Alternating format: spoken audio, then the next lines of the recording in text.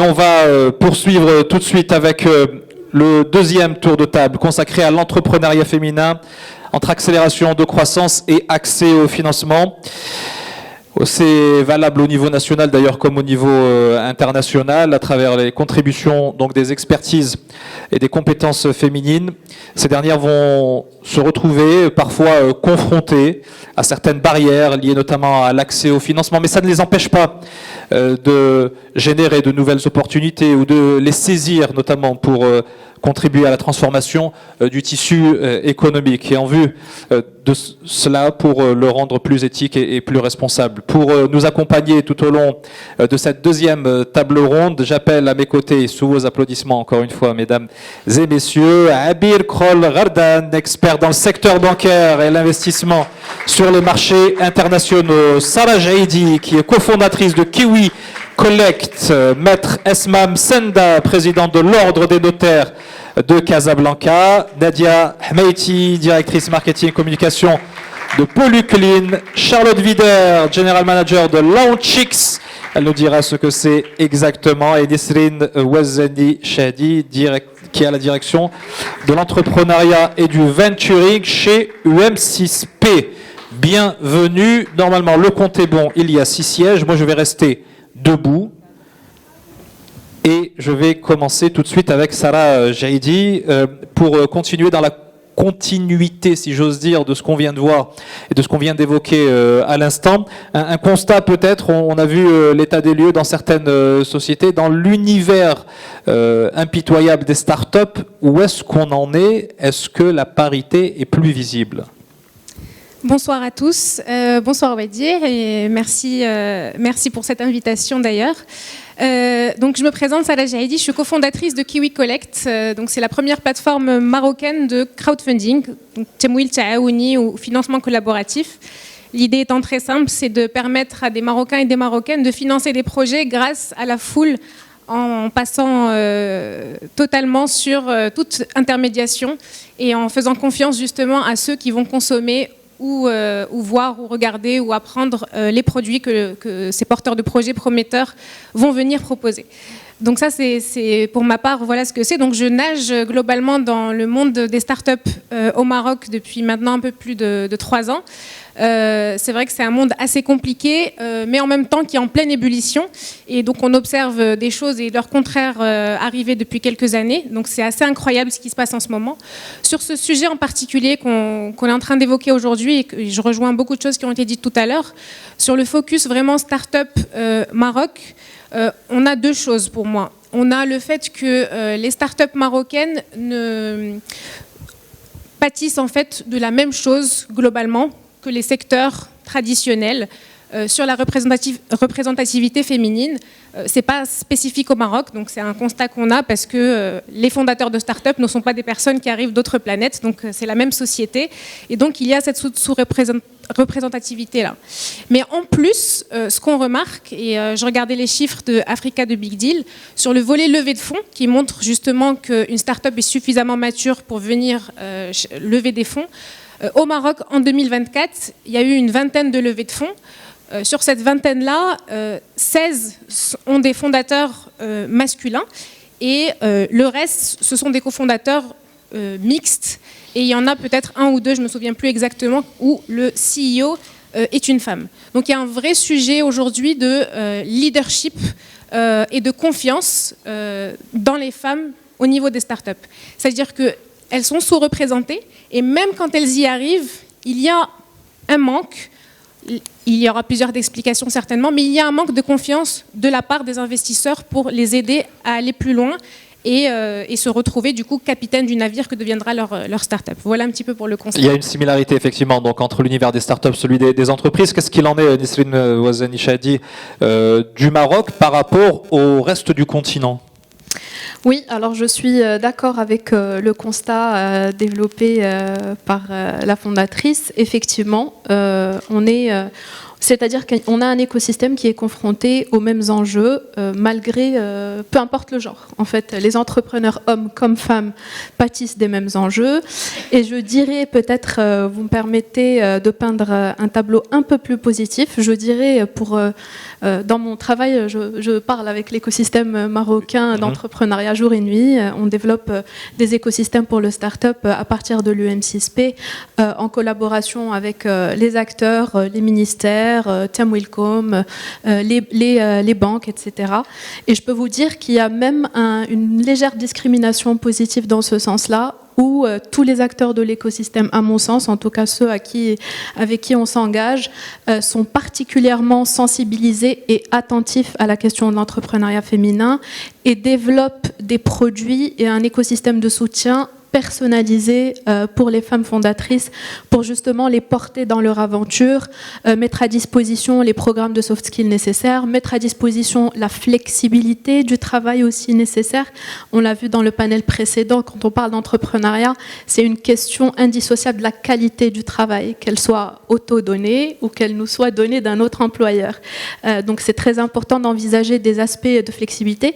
Et vous me permettrez un petit témoignage, Wadir, pour avoir travaillé aussi dans l'entrepreneuriat social et avoir travaillé dans des régions du Maroc. On a accompagné à l'entrepreneuriat social dans une association dans laquelle j'ai travaillé, le MSAIZ, la région de Guelmi Mouadnoun, la région de Dra'at Filalt, où on a essayé de porter l'entrepreneuriat féminin.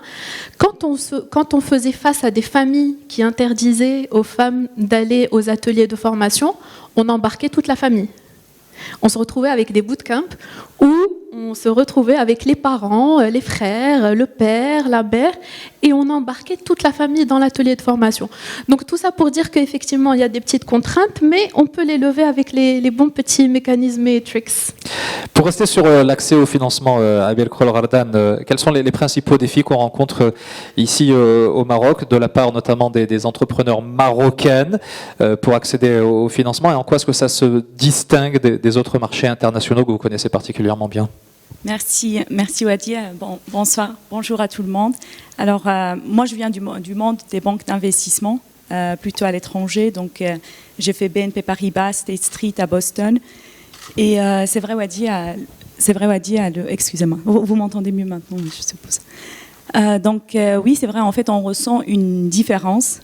C'est malheureux, mais après, ce qui est bien, c'est que c'est en train de progresser dans le bon sens.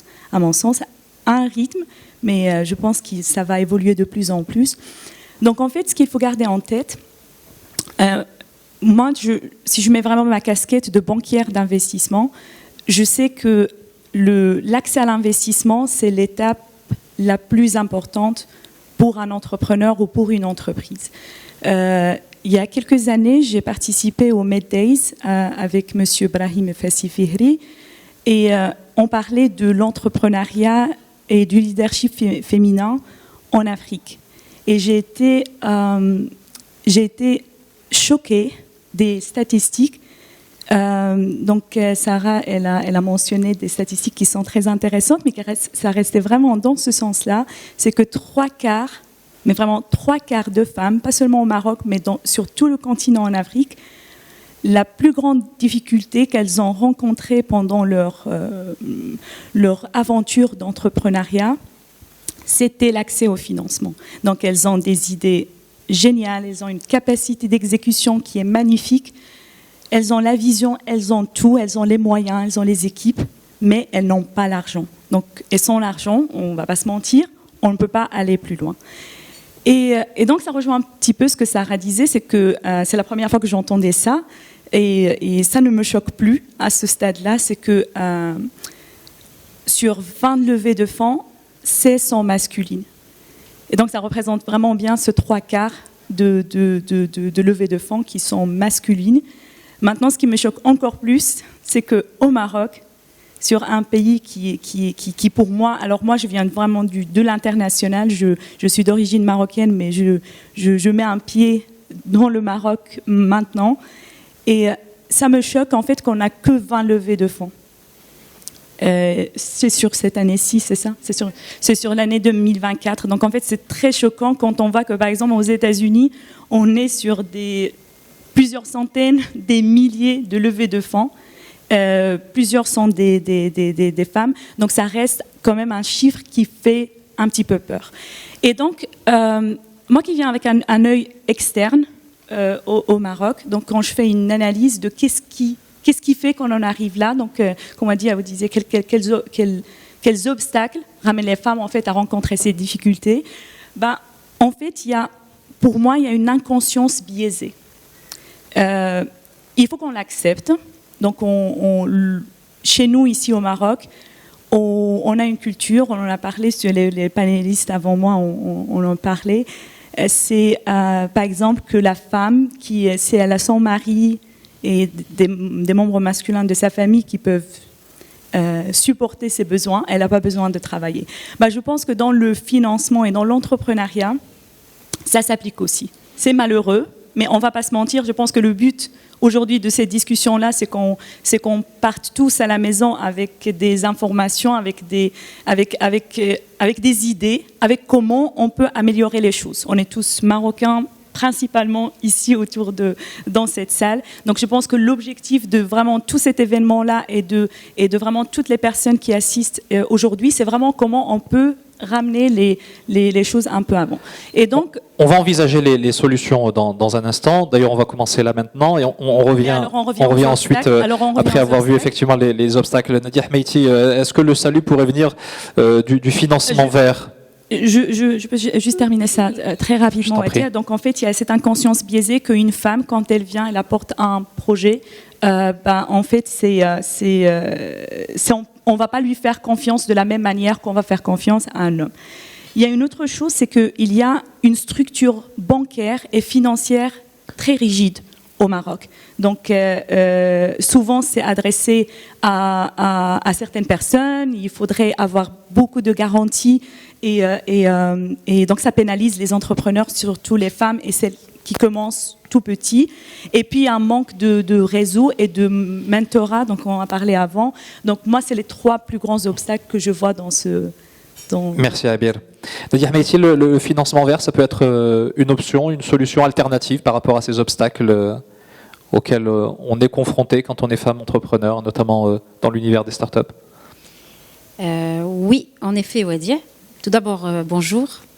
Ravie d'être ici dans cet événement d'abord de networking féminin où on va rappeler les défis mais surtout les opportunités qui sont offertes aux femmes. Et aujourd'hui, je vais vous parler du volet climatique ou bien métier vert, tout ce qu'on peut tirer comme opportunité de financement et autres de notre contexte climatique qui n'est pas pourtant si facile. D'ailleurs, hier, en préparant l'intervention en compagnie de mon cher DG, j'ai tenu à avoir une discussion avec un homme pour adapter mon approche. Et il m'a dit, finalement, je suis entrepreneur et les femmes entrepreneurs, je ne pense pas qu'elles puissent rencontrer des défis ou bien des obstacles au financement. Elles ont les mêmes droits que moi à l'accès au financement. Et nous avons dû déballer l'approche genre de manière tout à fait cordiale. Nous ne nous sommes pas battus. Et Monsieur Nahia, bonjour. Et donc, finalement, on est sorti de ce débat avec un consensus qu'effectivement, il y a des obstacles auxquels font face les femmes, plus que les hommes dans l'accès au financement, notamment le financement de l'action climatique ou bien des métiers verts. Il faut rappeler d'abord que la majorité des femmes dans une situation précaire se trouvent dans les pays qui souffrent des changements climatiques.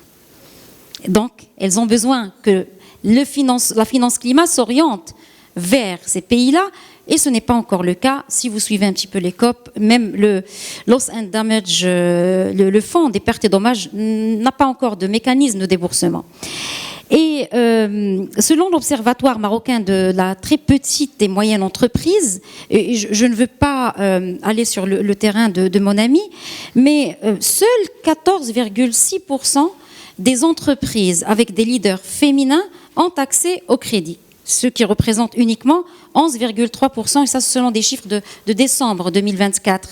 Et l'entrepreneuriat féminin ne constitue, selon les régions du Maroc, bien sûr, parce qu'il y a des disparités qui sont liées au territoire, à la culture, à la géographie, il y a uniquement 10%, 10 à 17% de pourcentage d'entreprises au total. J'arrive. Wadia. Et donc, je vous suis. Pour les opportunités de financement, là, on parle d'opportunités de financement. Dans les métiers verts, il y a une croissance, justement pour répondre à un contexte climatique, mais aussi parce que l'Afrique est un vivier.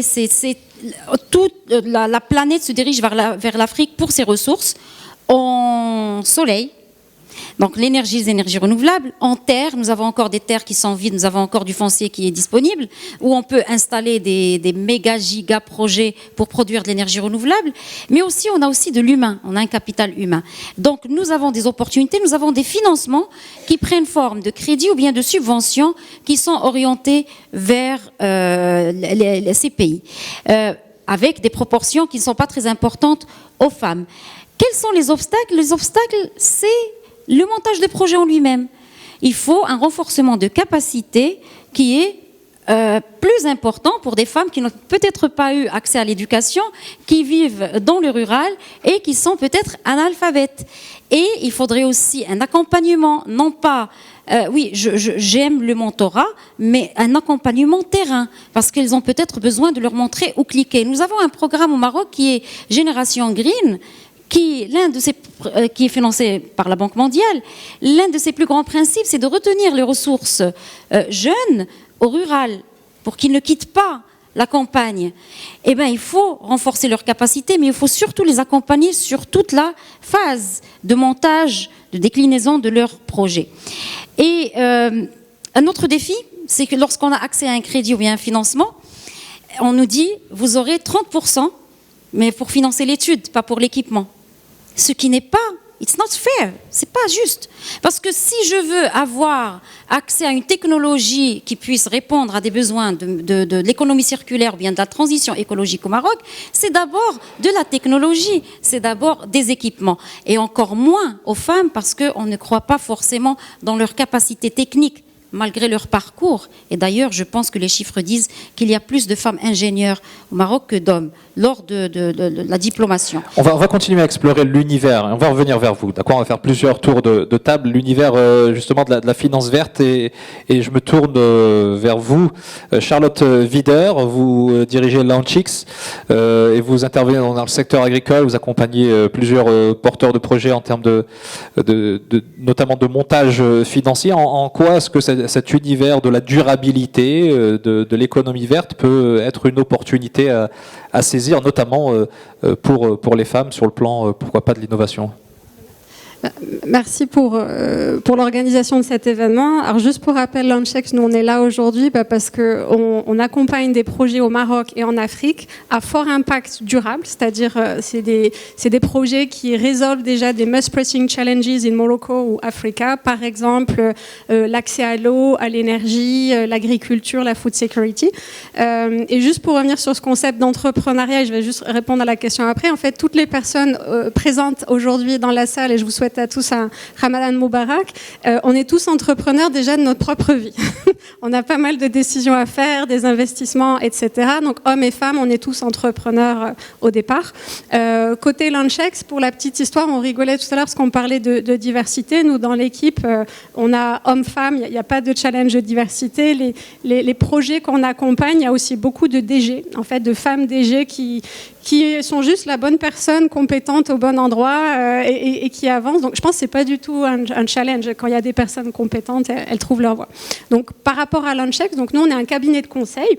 On est une toute jeune entreprise. On a été créé il y a 1 an et demi. On a déjà fait plein de missions au Maroc. Et alors nous on accompagne les C-level et les corporates marocains qui veulent lancer des initiatives audacieuses. Et pour revenir sur votre question sur la durabilité, en fait, aujourd'hui, tout ce qui est sustainability ESG, ça représente des super opportunités d'innovation. C'est-à-dire quand il faut respecter des réglementations, des challenges, c'est autant d'opportunités de développer des nouveaux business par les grands comptes, etc., qui veulent se développer. Et du coup, nous, Launchix, on aide des corporates à explorer les opportunités qu'ils pourraient lancer et surtout à concrétiser ces initiatives pour avoir de l'impact. Parce que si on reste au niveau des slides, il n'y a pas d'impact. Donc nous, on est là pour cadrer des stratégies, mais surtout ensuite avoir de l'impact sur le terrain. Maître Amel Msanda, vous en tant que notaire, justement, vis-à-vis de ces porteurs de projets, on a vu à travers Charlotte Wider comment l'accompagnement se faisait. Vous, comment est-ce que vous contribuez à l'accompagnement de ces femmes entrepreneurs? Est-ce qu'il y a une approche spécifique lorsque le projet est porté par des femmes? Bonsoir tout le monde. De par ma position en tant que notaire et président du Conseil régional des notaires de Casablanca, je tiens à préciser que ma présence aujourd'hui, c'est surtout pour parler de l'accompagnement. Et l'accompagnement s'illustre à travers le conseil que peut apporter un notaire lors de la pratique quotidienne de ses services. Ce qu'il faut savoir, c'est que en général, lorsqu'on est entrepreneur, on a besoin d'accompagnement. Et le notaire a plusieurs casquettes. Il a la casquette fiscale, juridique, conseiller, etc. Et on est là pour assurer la sécurité juridique des actes à travers les clauses qui sont établies au niveau des contrats, à travers aussi l'étude des contrats de financement par rapport aux clauses qui ont été insérées, soit dans des contrats d'adhésion par des banques, soit par des clauses qu'on peut insérer ultérieurement. Le notaire, il est là, il est indépendant parce que il doit pas être influencé ou sous pression de la part de ses clients. Il est impartial aussi du fait qu'il ne faut pas qu'il établisse des clauses qui peuvent être contraignantes par rapport à l'une des parties, d'autant plus qu'il est tenu par le secret professionnel. Et ça, c'est très important parce que le notaire peut engager sa responsabilité en cas de divulgation d'informations. Ce qui est aussi important, c'est que lors de cet accompagnement au niveau du conseil que peut octroyer le notaire, on est là aussi pour déterminer la relation entre hommes et femmes, mari et femme. Et là, on peut empiéter sur tout ce qui est patrimonial, sur tout ce qui est la tutelle aussi. On reçoit beaucoup de femmes qui ignorent leurs droits par rapport à cette partie qui est importante. Et lorsqu'on commence à en parler, le problème est déjà engagé. Donc, il n'y a pas une prévention qui se fait au départ. Et on peut voir aujourd'hui qu'au niveau de la réforme de la Moudouana, on est en train de parler de la wilaya, qui est la tutelle, qui est une chose importante, qui est donnée à l'homme sans que la femme, même en cas de divorce, ne puisse l'exercer, ce qui est une chose aberrante de nos jours. Donc le rôle du notaire est l'accompagnement au niveau du conseil. Et aujourd'hui, beaucoup de femmes notaires se sont imposées dans la région. Beaucoup de femmes notaires ont pu laisser leur empreinte dans la société, que ce soit au niveau de Casablanca ou bien au niveau de tout le royaume. Et j'encourage à ce que les femmes entrepreneurs puissent prendre attache avec nous pour qu'on puisse bien sûr les aider à décortiquer surtout les clauses qui ne sont pas bien établies ou bien compréhensibles de la part de tout le monde. Merci. On a vu quels sont les obstacles qui peuvent se présenter, notamment sur l'aspect financement, des opportunités. Le contexte, Nisrine Ouazani Chahdi, marocain, recèle quand même des atouts. Quels sont ces atouts, ces avantages que vous pouvez identifier au niveau de l'écosystème entrepreneurial marocain en termes, encore une fois, là on y revient, d'opportunités d'investissement? Très bien, Wadi. Juste pour situer un peu le contexte de la levée de fonds évoquée par Saraya Abir, il y a des stats mondes qui, selon TechCrunch, que vous devez connaître, en 2022, les startups fondées par des femmes n'ont levé que 1,9% de l'ensemble des fonds VC. Donc on est face à des challenges structurels, peu importe le contexte marocain. On doit s'insérer forcément dans ce contexte-là. Juste pour relativiser quelque part l'aspect de l'accès au financement, selon une étude BCG en 2023, il y a eu un écart de 1 million de dollars entre les fonds donnés à des femmes plutôt qu'à ceux qui ont été donnés par des hommes. Donc je voulais relativiser un peu les indicateurs de levée de fonds VC. Comme précisé, au Maroc, on est on est plutôt face à une scarcity. Les fonds d'investissement ont tellement de fonds qu'on fait face à une rareté de la start-up et des fondateurs et fondatrices en général, surtout en technologie, ce qui finit par être une résultante naturelle de la présence des femmes dans les sciences et les technologies. À l'UM6P, on fait un effort particulier pour drainer les femmes dans des postes de chercheurs, de post-doc en sciences et en technologie. On a énormément de success stories qu'on essaye d'évoquer. Je pense notamment à une chercheure en agriculture qui a été financée par d'autres acteurs de l'écosystème qui s'appelle Manal Mahda, qui a développé une variété de quinoa capable de se développer dans des régions arides et semi-arides, dont celle de Bengrir, et qui est partie dans le marché. Donc elle a patenté cette technologie.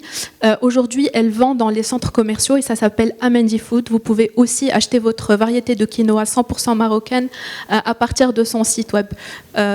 Publicité à part, je pense que nous sommes évoquer l'entrepreneuriat de la start-up, c'est ne pas évoquer l'entrepreneuriat de nécessité. On est plus dans l'entrepreneuriat d'expertise, de vision portée par des femmes qui ont des ambitions en recherche et en technologie. Ce qu'elles doivent trouver, ces femmes-là, c'est des écosystèmes de soutien qui soient académiques, qui soient économiques, qui soient aussi moraux, il faut le dire. Un entrepreneur ou une entrepreneure ne se lance pas seule, elle se lance aussi avec sa famille. Tout l'écosystème se retrouve embarqué dans cette belle aventure. Donc, des écosystèmes solides doivent se mobiliser autour de ces chercheuses talentueuses et ces entrepreneurs talentueux également. Abiel Rardan, dans cette dynamique-là, comment est-ce qu'on fait pour attirer les investisseurs, les intéresser et justement contrer les obstacles que vous évoquiez tout à l'heure ? Alors, juste pour revenir sur ce qui a été dit avant, c'est très bien de relativiser. Et moi, je trouve qu'ici au Maroc, les choses telles qu'elles sont en train d'avancer, c'est vraiment très, très, très intéressant. Mais moi, je vais aller un petit peu plus loin. Je pense que les chiffres que Sarah elle a mentionnés, elles doivent faire l'objet d'une réflexion très profonde, parce que dans d'autres pays, à l'international, c'est des chiffres qui peuvent rester quand même très, très choquants. Maintenant, pour aller plus loin dans la réflexion, ce n'est pas uniquement quelque chose qui va, en fait, dont souffrent uniquement les femmes. C'est pour ça qu'on parle que 20 levées de fonds en 2024. C'est ici au Maroc, sur quoi on devrait travailler, c'est la maturité du système financier.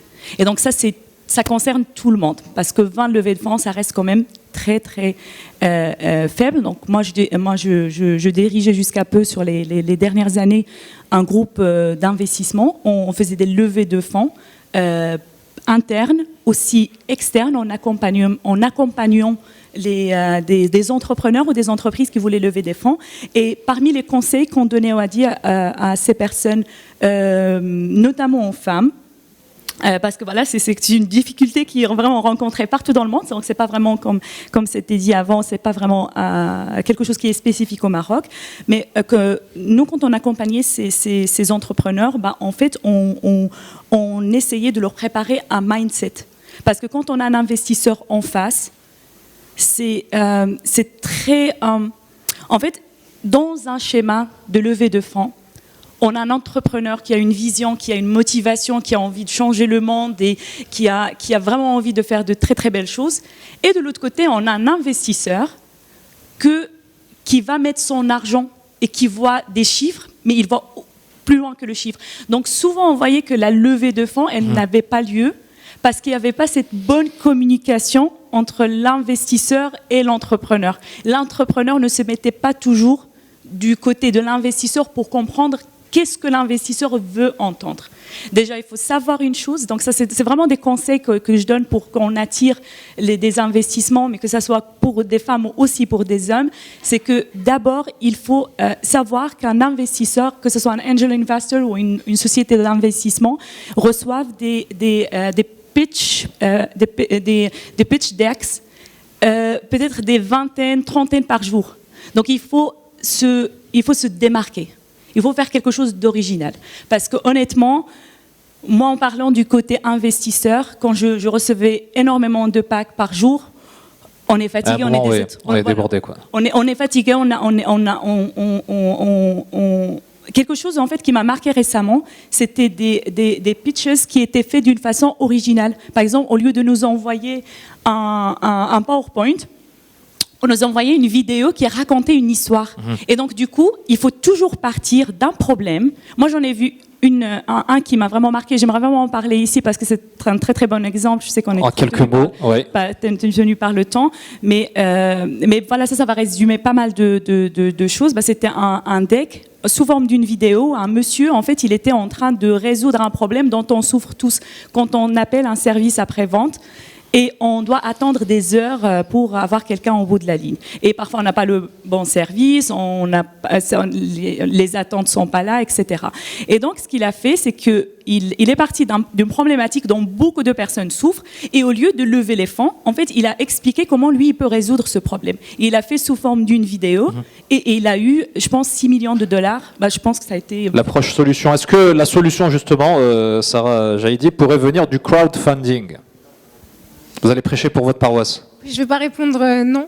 Très rapidement, avant de parler du crowdfunding, juste pour rallier les deux idées qui viennent d'être citées, sur le côté écosystème entrepreneurial et écosystème, on va dire tech et écosystème investissement, effectivement, les chiffres sont faibles par rapport à ce qu'on voit aussi par ailleurs en Afrique, mais on assiste quand même depuis une dizaine d'années à une forme d'ébullition qui fait que les choses sont en train de se structurer et il va y avoir une espèce de switch à un moment donné où ça va se structurer à la fois au niveau de l'investissement, au niveau de la confiance et aussi du coup au niveau de l'offre en termes de startups qui vont aussi un peu mieux se structurer et s'organiser. Ça, c'est sur le volet vraiment tech. Et sur le volet du coup des femmes dans la tech, en fait, l'idée pour moi qu'il faudrait retenir, c'est que même si on est dans les mêmes tendances, on va dire qu'on s'aligne dans les tendances mondiales, dans la représentativité des femmes dans la tech ou dans leur capacité à lever, etc., vu que nous, on est au début de cette vague,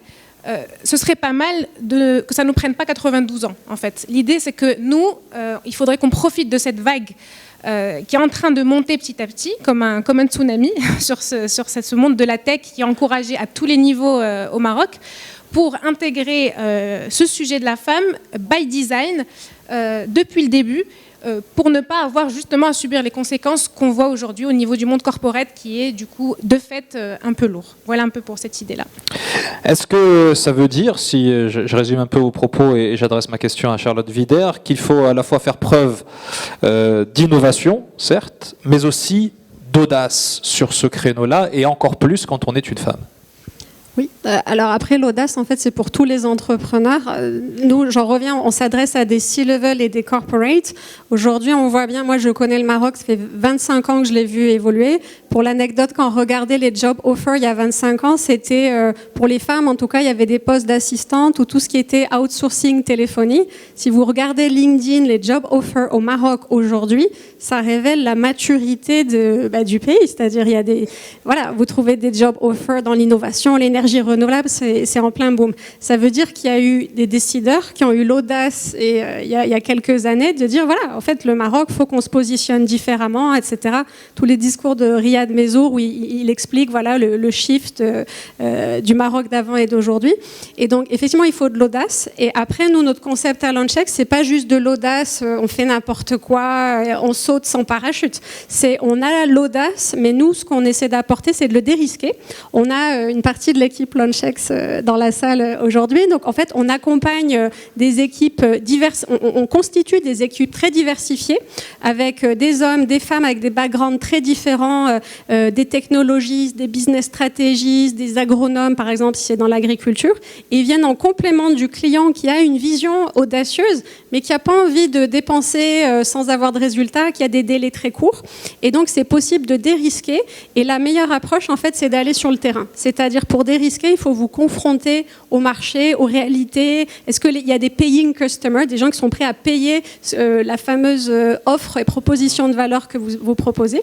Et donc, l'audace l'audace des risqués, c'est super important dans l'innovation en général, puisqu'il faut avoir une vision, il faut aller au-delà, il faut repousser les limites, et en même temps, il faut avoir une roadmap militairement organisée avec des étapes à tester pour voir si la vision fait du sens. Voilà. L'audace, l'innovation également chez vous, Nadia Ahmeiti, d'autant plus que vous êtes sur ces deux créneaux, Charlotte Wider et Nadia Ahmeiti, de la durabilité.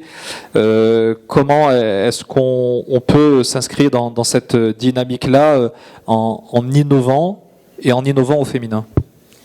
Alors, je vais commencer par citer une étude qui a été menée par l'Excelsia Business School, non pas parce qu'on n'a pas de business school au Maroc pour produire des études, mais on s'intéresse moins aux questions de genre et aux corrélations entre le leadership féminin et l'orientation de certains métiers.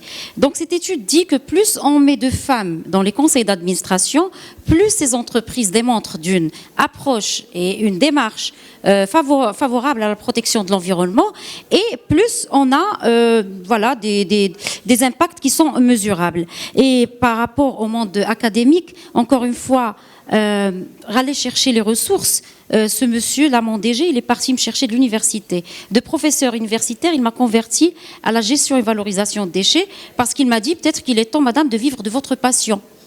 Et c'est ce que je fais aujourd'hui. Grâce à vous, monsieur Nahia. Un homme qui est derrière une réalisation aujourd'hui. Réalisation féminine. Oui. Et donc, pour revenir à la question de l'innovation, actuellement, dans les métiers verts, les femmes sont de plus en plus présentes. Alors, pourquoi ? Si on retourne vers la recherche de solutions, ces femmes-là qui sont victimes, on va revenir vers le rural, parce que n'oubliez pas que nous ne sommes pas représentatifs de toutes les femmes ici dans cette salle. Hein, on ne représente pas toutes les régions, on ne connaît pas les réalités des femmes du rural, celles qui créent l'innovation réelle, celle qui invente et qui trouve des solutions. Donc, de manière ancestrale, la femme a toujours géré les ressources chez elle. Elle a toujours innové. Elle a toujours trouvé une solution, alors que l'homme était appelé à immigrer pour aller chercher les moyens de subsistance, alors qu'elle faisait ce qu'on appelait son rôle dans l'économie de soins. Oui, lorsqu'on met les femmes quelque part, elles innovent, et d'autant plus lorsqu'elles sont outillées, accompagnées et diplômées. Et pour revenir au rôle des femmes dans l'agriculture, il ne faut pas oublier encore une fois que les femmes détiennent, elles travaillent, elles réalisent 80% du travail agricole, elles n'ont que 20% des terres.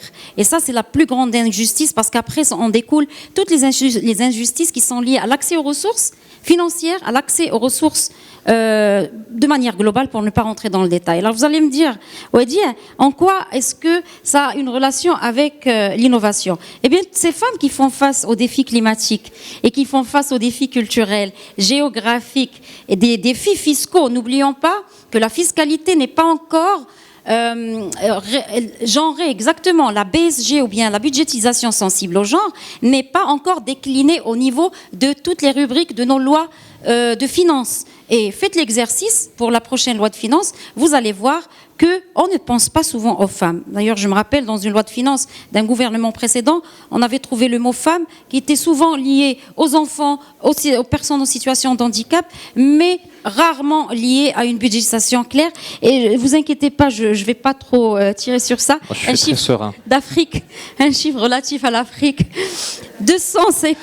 entre 250 et 300 milliards de dollars reviennent à l'entreprise féminine en Afrique, mais elles ne contribuent qu'à 14% du PIB du continent.